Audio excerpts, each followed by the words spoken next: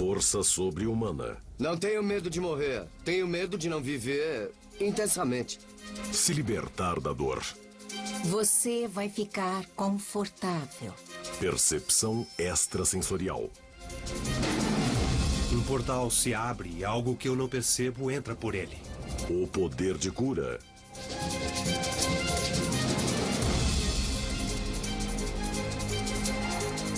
O homem sempre acreditou em um mundo além do plano físico e nossa mente é a passagem para ele. Só precisamos abri-la.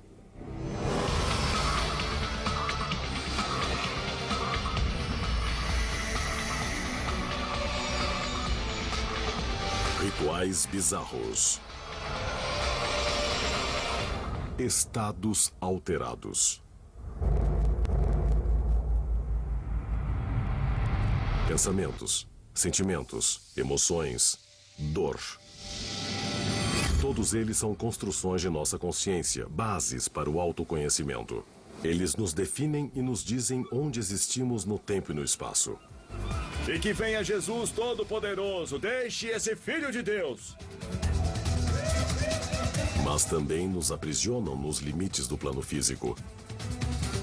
Há tempos, as pessoas usam disciplinas de alteração da mente para transcender essas fronteiras e alcançar coisas incríveis consideradas impossíveis. Algumas desafiam seus limites fisiológicos. O que eu faço é letal para uma pessoa normal. Porque uma pessoa normal não é treinada para fazer isso. Enquanto outras expandem sua capacidade mental. Na visão remota, você fica confortável com o fato de sua mente existir em dois lugares. Curandeiros tiram seus poderes de cura do sobrenatural. Estados alterados de consciência são usados em mais de 90% das culturas do mundo. Quando xamãs são instrumentos de cura do espírito, eles entram em vários estados de consciência. Alguns deles não deixam lembranças da experiência. É um tipo de possessão ou estado de transe. Até mesmo na medicina contemporânea, os médicos induzem estados parecidos com o transe nos seus pacientes. Com a hipnose, você foge para o subconsciente. Você entra em um estado como um transe, onde pode escapar da sensação de dor. Das antigas práticas de meditação do Oriente à psicoterapia moderna do Ocidente, os humanos continuam a romper as barreiras da limitação física. Esses são os mundialmente famosos monges Shaolin, conhecidos por suas proezas sobrenaturais. Eles podem partir tijolos com a cabeça e quebrar varas com o pescoço. Para alguns, essas proezas podem parecer impossíveis, mas não para esses monges. Seu segredo é a meditação. Eles acessam um estado mais alto de consciência. Eles não têm medo e não sentem dor. Há uma variedade de práticas de artes marciais em todo o mundo em que as pessoas treinam e se disciplinam para alternar o estado da mente ou estado de consciência para realizar, por exemplo, proezas de força e resistência. Durante milhares de anos, as pessoas usaram a meditação para expandir seus limites fisiológicos. O próprio Buda meditou para desacelerar seu metabolismo. A lenda conta que ele atingiu um estado tão relaxado que sobreviveu a uma dieta que consistia em apenas uma noz por dia. Em 2005, um garoto do Nepal chamado Ram Bahadur Bonjon disse ter ficado debaixo de uma árvore sem comer e sem beber água por 9 meses consecutivos. Essas proezas parecem impossíveis ou ao menos sobre-humanas, mas cientistas modernos descobriram que a meditação pode mudar o estado físico de nosso corpo. As manifestações fisiológicas da meditação são a desaceleração do metabolismo, a desaceleração do coração, queda na pressão arterial, desaceleração da respiração, estabilização do fluxo de sangue nos músculos do corpo. Em 1981, o Dr. Herbert Benson começou um grande estudo da fisiologia de um grupo de monges tibetanos em uma região remota do Himalaia. Eles praticam um tipo de meditação chamada Tummo, ou o fogo interno. O Tummo É uma forma de meditação budista que produz o calor que o corpo usa para queimar a poluição dos pensamentos impróprios. Em um dos rituais, eles se enrolam nus em lençóis molhados, os põem em cima do corpo cruzados na frente. E isso testa a capacidade deles de secar os lençóis em uma temperatura de pouco mais de 4 graus. Nessas condições, uma pessoa normal baixaria a temperatura do corpo e poderia até morrer. Os monges conseguiram fazer sair vapor dos lençóis. Os testes de Benson nos monges do Tumô mostraram que eles podiam elevar as suas temperaturas em até 8 graus.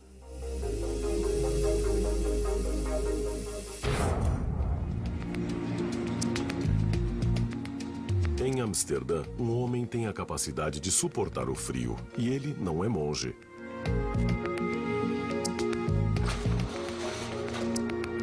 Seu nome é Wim Hof.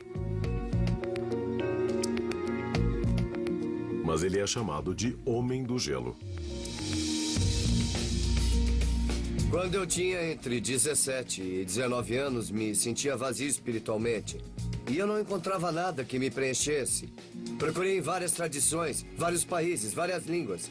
Mas eu não encontrava. Acho que o frio é uma força nobre.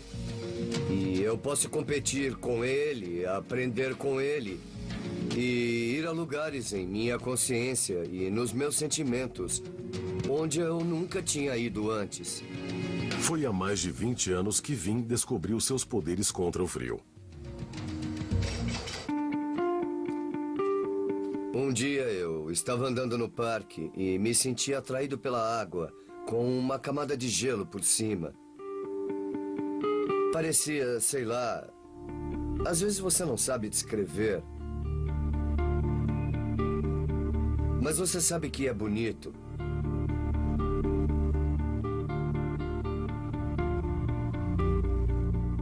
Quando eu entrei na água, eu vivi uma sensação poderosa em mim. E depois de 30 segundos, me senti ótimo. Achei que foi um dos primeiros momentos em que minha mente paralisou. Sem maiores efeitos colaterais. Sem pensamentos. Só sensações.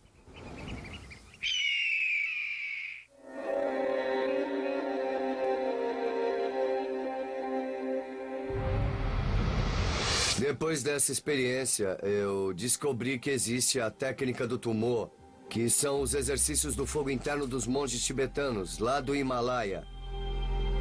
Eu me envolvi nisso e comecei a aprender com eles, a praticar e vi que conseguia fazer tudo aquilo, então...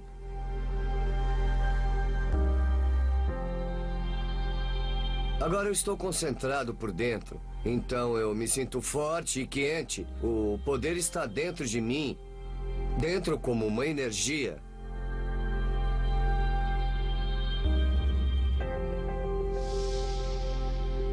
Wim aprendeu a utilizar seus poderes para testar os limites do que a carne e o sangue podem suportar. Recentemente, Wim realizou uma das maiores proezas da resistência humana. Em 2005, ele enfrentou o frio da Finlândia correndo a meia maratona descalço na neve. Ele é a primeira pessoa a tentar tal proeza no Círculo Ártico. 3 meses depois, ele escalou o Monte Everest vestindo apenas um short até a altitude surpreendente de 6.858 metros. E mais recentemente, ele bateu um novo recorde mundial de resistência ao frio. Durante 1 hora e 12 minutos, ficou imóvel em contato direto com o gelo. Mas ele não alcançou essas capacidades de uma hora para outra, ele teve anos de prática. O que eu faço é letal para uma pessoa normal, porque uma pessoa normal não é treinada para fazer isso. Vai prejudicar o seu corpo. Ele não está condicionado a suportar todo esse frio. Agora, um astro internacional, Wim tem 13 recordes mundiais por suas realizações sobre-humanas. Mas nem todas as proezas dão certo.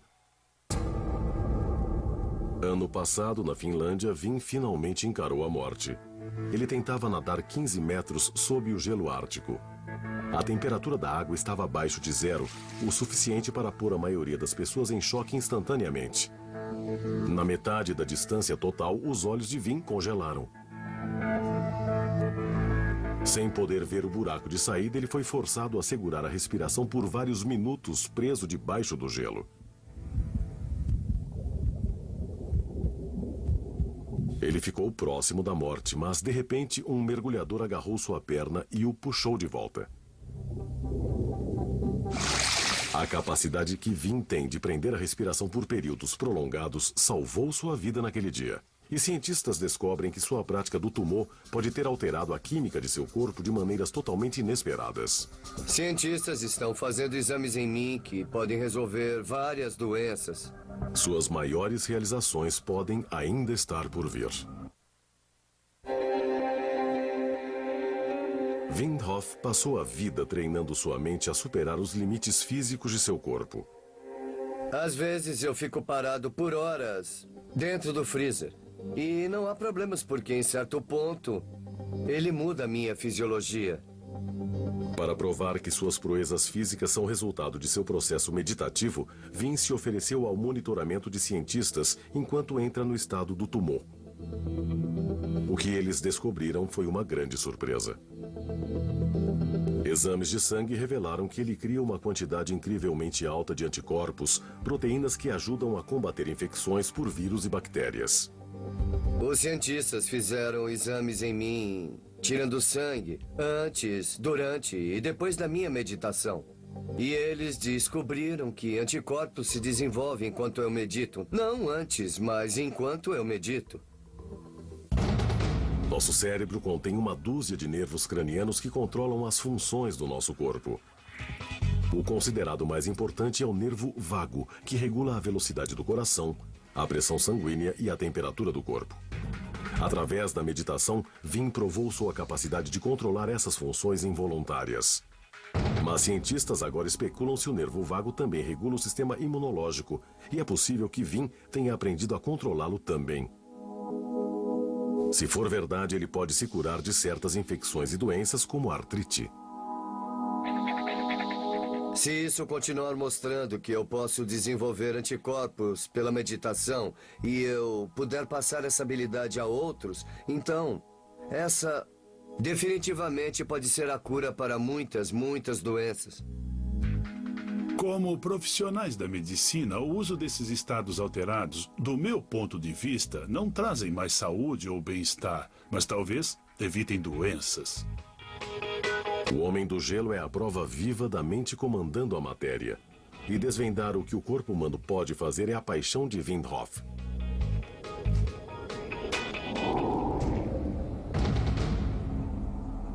Ano que vem, Vin vai tentar outra incrível proeza. Meu próximo desafio é a Antártida de short, correndo descalço uma grande maratona. Eu estou com medo, como qualquer um. Mas isso é apenas o início e eu aprendi a superar. Ter medo é muito natural, porque mostra que é algo perigoso e você deve estar preparado. Então, quando eu estiver preparado, esse medo vai embora. Aí eu vou saber que estou pronto. Não tenho medo de morrer. Tenho medo de não viver intensamente, porque isso é ir mais fundo. E para isso eu assumo qualquer desafio.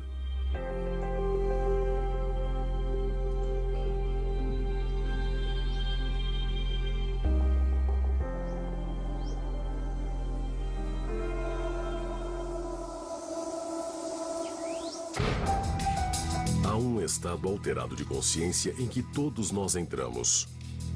O sono, lugar onde nossas mentes conscientes podem se libertar.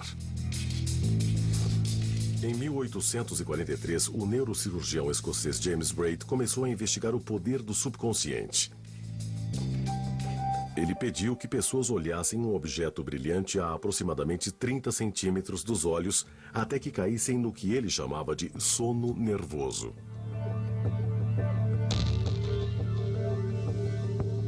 O que acontece com essas pessoas é que elas viveram certas experiências através de uma atenção seletiva bastante concentrada. É um estado da mente em que as pessoas ficam hipersugestionadas o que significa que elas estão sensíveis a ideias e sugestões. Braid chamou esse estado mental de hipnose. O deus Hypnos era o comandante supremo do sono. Os antigos gregos o descreviam como uma mente com asas. Artistas rapidamente recorreram às técnicas de Braid por causa de seu fácil acesso ao subconsciente. As plateias logo faziam fila para ver hipnotizadores convencerem pessoas a fazerem coisas bizarras e humilhantes. Mas, no final do século XIX, o psicanalista Sigmund Freud começou a fazer melhor uso da hipnose. Freud é famoso por reconhecer o poder do inconsciente. Muito do que vivenciamos, dizemos, fazemos e sentimos vem das forças do nosso inconsciente. Através da hipnose, Freud acessou o inconsciente de seus pacientes e usou o poder da sugestão para alterar seus comportamentos indesejáveis. Na Primeira Guerra Mundial, médicos alemães usavam a hipnose para tratar soldados traumatizados para que eles voltassem para a batalha quase imediatamente. Outros médicos tentaram aplicações mais dramáticas desse estado alterado de consciência. 20 anos antes da primeira anestesia de cloroformo entrar em uso, outro cirurgião escocês usou a hipnose para anestesiar pacientes antes de amputações. Mas James Esdale enfrentou o grande ceticismo da comunidade médica do século XIX. Certa vez, Esdale recebeu um homem para uma cirurgia de gangrena na perna e, na frente dos colegas, ele hipnotizou o paciente, que sorria enquanto tinha sua perna amputada. A conclusão deles foi de que Esdale tinha, abre aspas, contratado um homem durão para fingir que não sentia dor. Seus colegas se recusaram a acreditar no que tinham visto. Mas a hipnoanestesia ainda é usada hoje. Ir ao dentista pode ser uma experiência dolorosa. Perfurações, marteladas e cortes. Só a ideia de uma cirurgia dental pode ser assustadora e fazê-la sem anestesia pode ser extremamente doloroso. Olá, eu sou Ken Bushman. Estou aqui para ver o Dr. Edward. Eu vou substituir uma coroa usando a hipnoanestesia. Eu não gosto de agulhas, não gosto do sabor do anestésico, não gosto do lábio mole, eu não gosto de babar e da saliva na minha blusa. Então eu prefiro encarar a hipnose. Nós vamos tentar remover essa coroa ruim usando apenas a hipnose, sem nenhum anestésico químico. Normalmente seria um procedimento muito doloroso. Oi, Ken. É Oi, muito Lisa. bom te ver. Como você está? Eu estou ótimo agora que você chegou. Ótimo. Para hipnotizar Ken, o Dr. Onran consultou uma hipnoterapeuta chamada Lisa Meckenberg. Eu vou começar usando a hipnose para que Ken adormeça todo o seu corpo. E agora, Ken, vou te pedir uma coisa. Que você mantenha os olhos nesse pêndulo e siga só com os olhos. Enquanto você segue o pêndulo, seus olhos vão ficar muito cansados e vão começar a piscar. Lisa leva a mente de Ken a um estado de consciência entre sono e vigília para que ela possa controlar a conexão entre a mente e o corpo dele. O pêndulo é para deixar o corpo físico bastante relaxado. Daí, deixamos os olhos bem relaxados, tão relaxados que a pessoa nem que queira não consegue abri-los.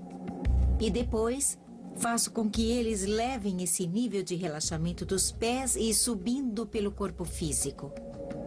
Ponha toda a ansiedade nesse braço e deixe ela sair por cada dedo, até a pessoa se sentir com o cérebro gigante, sem nenhuma sensação no corpo. A dor é o mecanismo de autoproteção do nosso corpo. Ela surge para dizer ao cérebro que estamos em perigo. A hipnose desliga a mente do corpo. Mas alguns tipos de dor não são um aviso, não são por perigos. São só dores. Então suma com elas. Nesse estado alterado, o cérebro de Ken se desconecta da sensação de dor.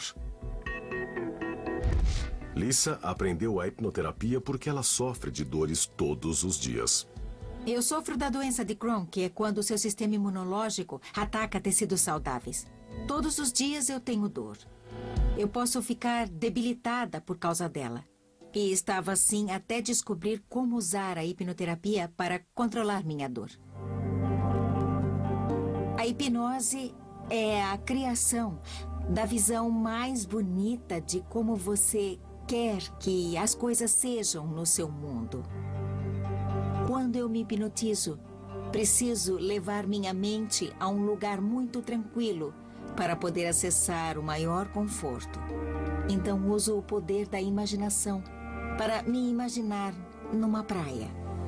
Vejo um céu lindo, depois imagino ouvir o som das ondas e sinto a areia molhada embaixo dos meus pés. Fico completamente em paz. E a cada número, você vai mais fundo. É esse nível de conforto que ela precisa dar ao paciente Ken Bushman. Lisa venceu sua própria dor com a hipnose, mas será que vai funcionar para Ken? Matadores ninjas que explodiam. Ken Bushman está passando por uma cirurgia de substituição de coroa. Um cirurgião dentista vai serrar a antiga coroa de Ken para removê-la. Ao invés de utilizar anestesia química, Ken entrou em estado de transe usando a hipnoanestesia. Há um interruptor bem aqui na testa. Veja o interruptor. Lisa controla a consciência de Ken simplesmente estalando dedos. 2 vezes mais profundo. Como um interruptor de luz, ela pode ligá-la e desligá-la. Você vai ficar confortável. Vai seguir as instruções do Dr. Edward. Eu vou contar uma história. É um dia muito lindo. E você subiu a montanha de Sierras. A água corre em torno da pedra.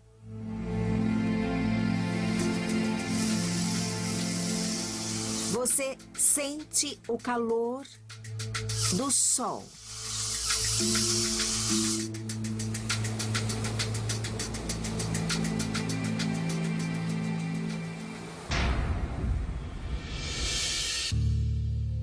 Eu vou contar de 1 a 5. No 5, você vai acordar em um estado não sugestionável. Se sentindo acordado e alerta bem melhor que o anterior. 1, 2, devagar, calma. No 3, inspire bem fundo, trazendo positividade e relaxamento. E inspire negatividade e estresse. 4 é um número bem alerta e 5 os olhos abrem acordados. 1, 2, 3, 4, 5. Olhos abertos, acordado. Como se sente, Ken? Eu me sinto ótimo, só senti uma leve pressão. A pressão maior que senti foi quando ele estava tirando o dente velho, Nossa. mas... fora isso, foi maravilhoso. Essa é a coroa que nós tiramos da boca do Ken. Você vê que é bem grossa, foi um pouco difícil remover. Mas isso não poderia ter sido feito... Bom, nós não poderíamos ter feito isso sem anestesia. Mas ele foi muito bem e a hipnose realmente funciona. O procedimento foi muito tranquilo. Obrigado, doutor. Agora você tem uma coroa temporária. Eu não tenho efeitos colaterais e posso sair daqui sem embolar as palavras ou ficar com a boca mole babando na blusa. O objetivo da hipnose é desligar a mente do corpo. Mas podemos aprender a deixar o plano físico? A maioria das culturas acredita que o poder de estar em toda parte e ver tudo é reservado apenas aos deuses.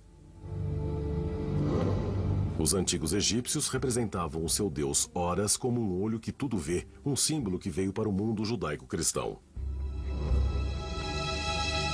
Na tradição hindu, o terceiro olho de Shiva se tornou uma marca para os mortais comuns. Os hindus acreditam que não há diferença entre o ser e o universo. Aqueles que se iluminarem podem aprender a transcender seu corpo físico. Durante séculos, xamãs das tribos nômades da Ásia Central disseram que quando entravam em estado de transe, seus corpos espirituais podiam viajar a lugares distantes.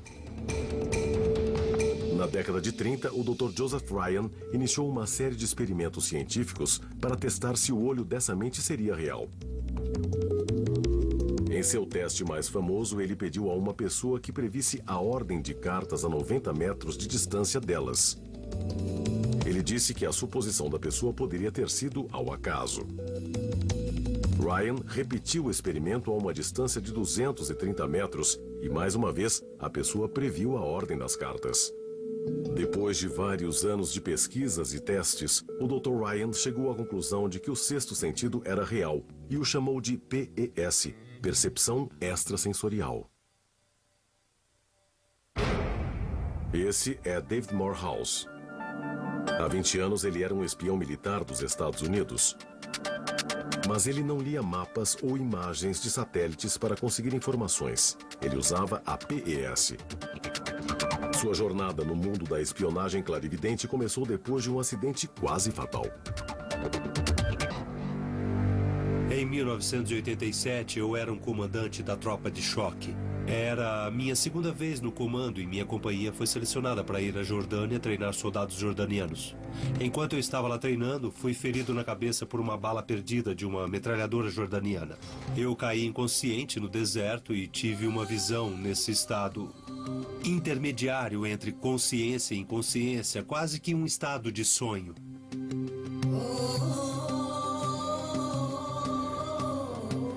A maioria das pessoas que teve esse tipo de visões, feito pesadelos, reluta em falar delas. Não é fácil sentar aqui e dizer que eu me desloquei de alguma forma. Algum portal se abre e algo que eu não percebo entra por ele. Mas o que Morehouse não sabia era que 10 anos antes, os militares americanos tinham contactado dois físicos, Russell Targ e Harold Puthoff, para testar as aplicações da PES. Em meio à Guerra Fria, os militares americanos buscavam novas maneiras de reunir informações sobre a União Soviética. O governo americano estava procurando maneiras de aumentar o potencial de performance humana. Eles queriam tentar usar a mente humana para ver o campo de batalha, assistir a batalha se desenvolver antes que ela ocorresse. Era uma técnica chamada de visão remota. O espião clarividente ficava numa sala, isolado do mundo externo, recebia coordenadas de um alvo e pediam que ele descrevesse o que via. Experimentos anteriores deram resultados surpreendentes. Uma das mais incríveis foi de Pat Price, um ex-delegado de polícia de Burbank, Califórnia. Ele foi instruído a ver à distância uma unidade militar soviética e relatar o que tinha visto. Ele desenhou um guindaste de pórtico com 8 rodas que rodavam em trilhos. Ele também desenhou esses cilindros de gás. Esse é um desenho da imagem real da unidade soviética vista por satélite. O desenho revela semelhanças significativas com a visão de Pat Price, incluindo o número de rodas no guindaste. Foi um acontecimento incrível na visão remota.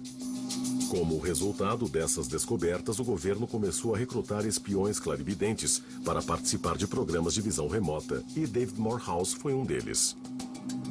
Foi estranho sair do plano físico como comandante da companhia de infantaria para entrar nesse plano metafísico da visão remota. David Morehouse foi enviado a uma unidade confidencial para ver se poderia usar seu sexto sentido. A Terra revela o... Em 1988, David Morehouse foi enviado a Fort Meade, Maryland, para se tornar um clarividente. Para avaliar a capacidade de visão remota de David, a CIA deu a ele um alvo de teste.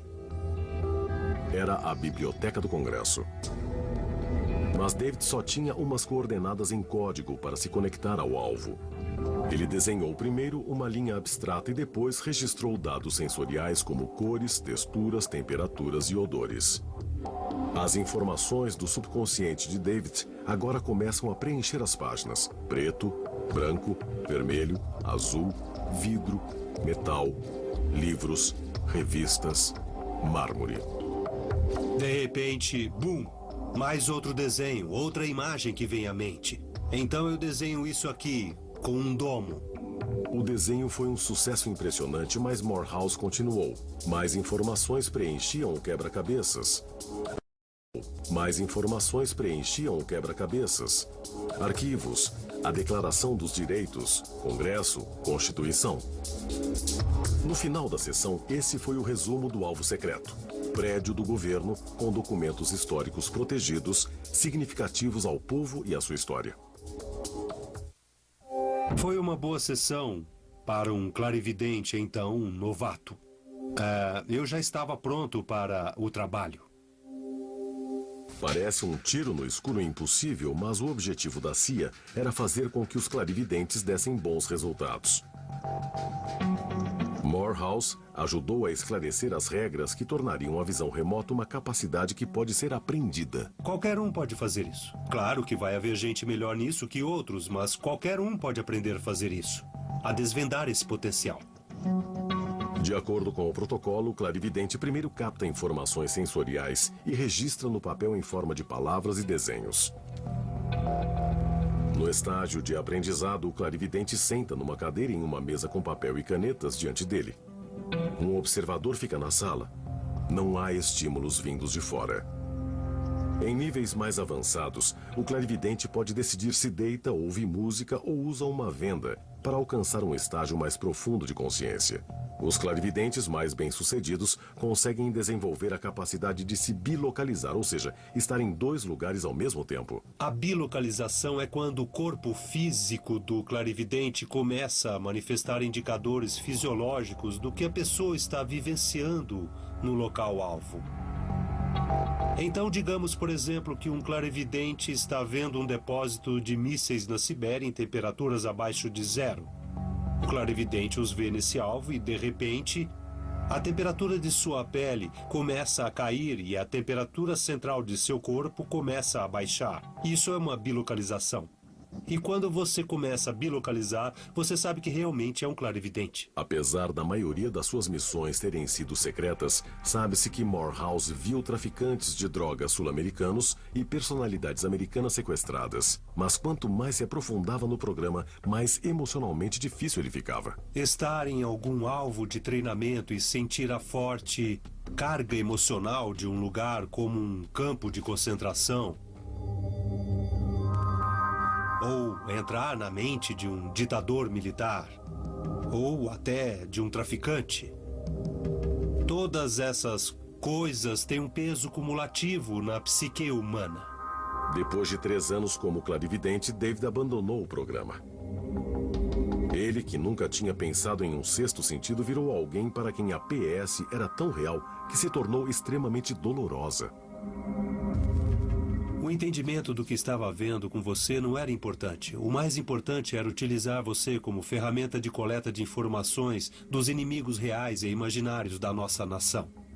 Apesar do cansaço emocional que David viveu como clarividente, agora ele percebe que está munido de uma ferramenta poderosa de alteração de mentes.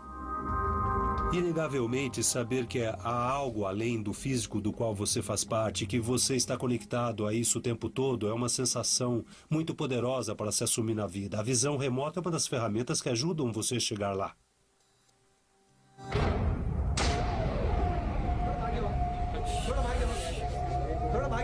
Possessão demoníaca. Muitas religiões acreditam que ela seja a causa das doenças humanas. Eu retiro agora todo o seu poder. Curandeiros surgem em várias formas. E exijo que você deixe esse filho de Deus. Que o nome de Jesus Todo-Poderoso venha primeiro. Venha em nome de Jesus agora. Os curandeiros antigos eram chamados de xamãs. Eles diziam se comunicar com os espíritos.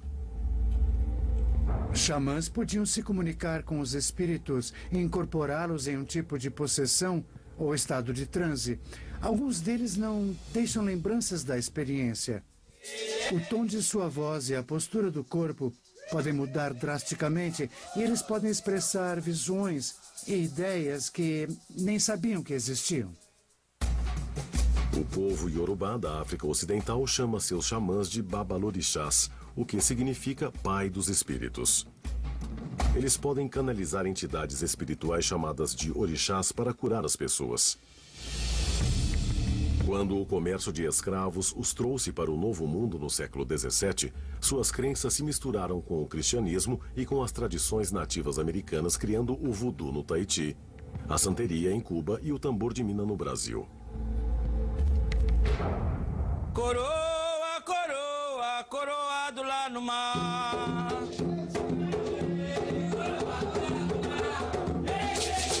Esse é um terreiro de tambor de Mina em Belém, Brasil, uma cidade próxima à Amazônia. Esses seguidores acreditam que a Amazônia é lar de espíritos e esse ritual é um convite chamando-os a trazer saúde, felicidade e sucesso para suas vidas. As entidades se manifestam, incorporam, elas entram dentro da pessoa, elas dominam o sistema nervoso e a partir deste momento as pessoas passam a dormir e aquela personalidade espiritual.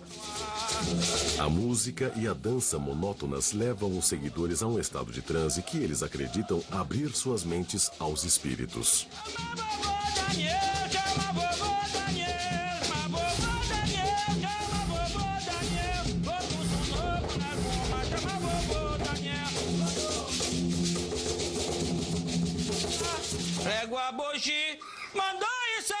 Esse é Pai Tayandô. Ele é o líder desse culto e um xamã moderno. Ele diz se comunicar com os espíritos desde garoto. Então, aos 4 anos, ele se manifestou e já começou a fazer as curas. Bem, essa primeira cura foi meu avô. Uma infecção que dá na perna, né, fica vermelho, a pessoa tem muita febre, muito frio. E essa entidade veio e fez o remédio e curou ele. Bem, a partir desse momento, aí a família tomou conhecimento. Primeiro os trabalhos eram só familiares. Uma mulher com doença intestinal consultou o Pai Tayandô em busca de seus poderes de cura.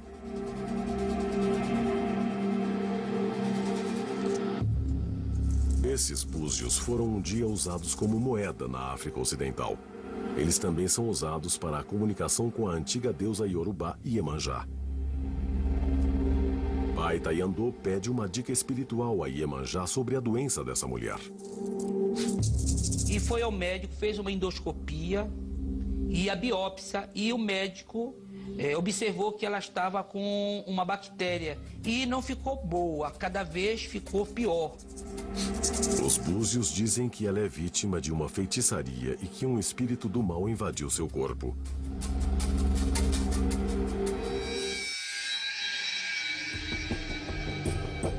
Para expulsar o espírito do mal da mulher, ele deve fazer uma cerimônia de cura amazônica chamada de pagelança. É uma das tradições mais sagradas do tambor de Mina e ela nunca foi filmada. Pai Tayandô entra em estado de transe e espera ser possuído por um dos espíritos de cura que vagam pela sua casa. Depois, a batalha sobrenatural entre duas entidades começa. Um cabo de guerra para extrair o espírito maligno do corpo da mulher doente.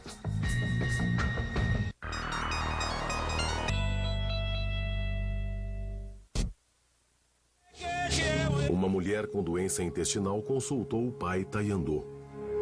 Como líder da religião afro-brasileira do tambor de Mina, ele espera curá-la se unindo aos espíritos curandeiros da Amazônia.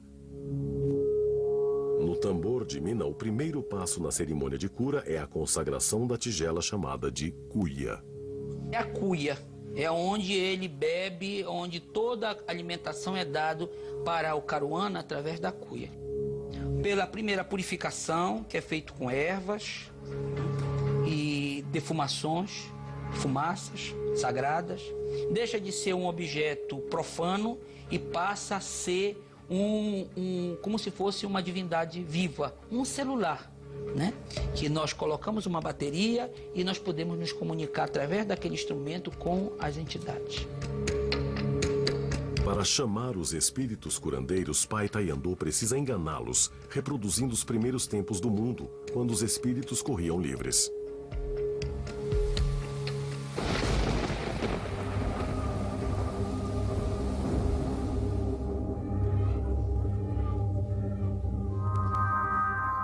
Os caruanas explicam que no princípio de tudo, a terra vivia chovendo e vivia em neblina.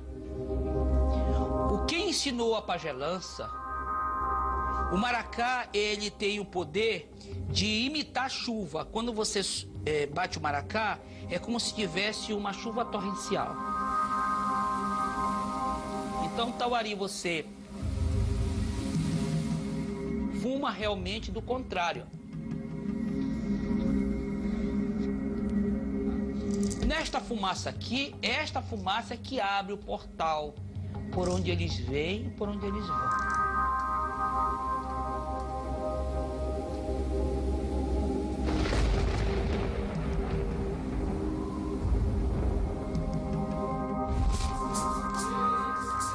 Esse processo se faz um processo com cânticos também, para que a puçanga, o malefício, se materialize para que ele possa retirar. Enquanto o pai Tayandô trabalha em um transe, ele imagina um portal se abrindo para o sobrenatural. Seus seguidores observam suas atitudes, esperando a chegada da entidade que cura.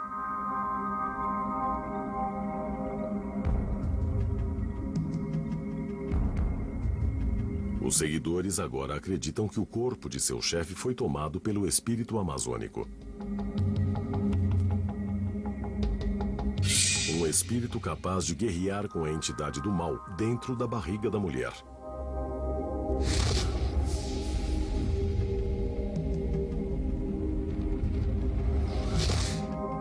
Esse ritual é realizado para converter o mal em um objeto tangível para que ele possa ser retirado da mulher.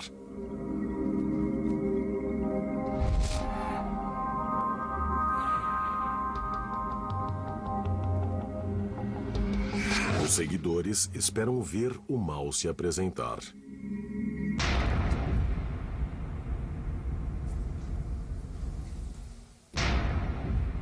Sangue, espinhas de peixes e um escorpião. A pagelança acabou. Luiz Tayandô volta à consciência. Eu também vi, porque ainda está ali, né? E também tinha espinho de quandu. Aquele malefício estava não dentro da barriga dela, estava no corpo, vamos dizer, no corpo astral dela.